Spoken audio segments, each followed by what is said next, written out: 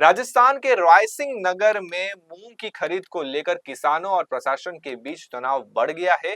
नई धान मंडी में समर्थन मूल्य पर खरीद न होने से नाराज किसानों ने मिनी सचिवालय के सामने 1 घंटे तक प्रदर्शन किया। एसडीएम सुभाष चंद्र चौधरी की मौजूदगी में हुई कल शाम की बैठक में मजदूरों ने काम करने की सहमति दी थी, लेकिन आज सुबह जब किसान मूंग लेकर मंडी पहुंचे तो सहकारी समिति के कर्मचारियों ने खरीद से इनकार कर दिया। इससे नाराज किसान नेता कालू थोरी के नेतृत्व में ट्रैक्टर ट्रॉलियों में मूंग भरकर मिनी सचिवालय के बाहर पहुंच गए और सड़क पर मूंग की ढेरी लगाकर विरोध जताया। स्थिति को संभालने के लिए एसडीएम ने अनूपगढ़ से निर्देश दिए और जिला अधिकारियों के हस्तक्षेप के बाद मंडी खरीद शुरू हो सकी। आइए जानते हैं इस मामले में किसान नेता कालू थोरी का क्या कुछ कहना है। किसानों, मजदूरों और क्रय विक्रय समिति एसडीएम महोदय के सामने एक समझौता हुआ कि किसानों की जो मूंग के टोकन है जो 8600 से ऊपर बिक रहा है वो सारी खरीद जो है वो 1 नंबर गेट के आगे होगी।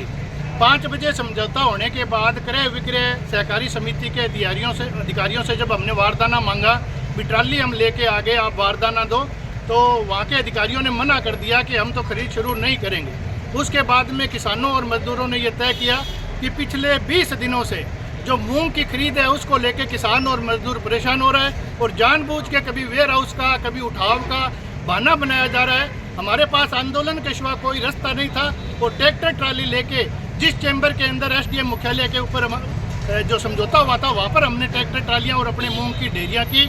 अब जिला कलेक्टर के महोदय के माध्यम से ये समझौता हुआ है, एसडीएम साहब का फोन आया है कि आपका सारा जो माल है मूंग का वो नई धान मंडी के 1 नंबर शेड के ऊपर बिकेगा।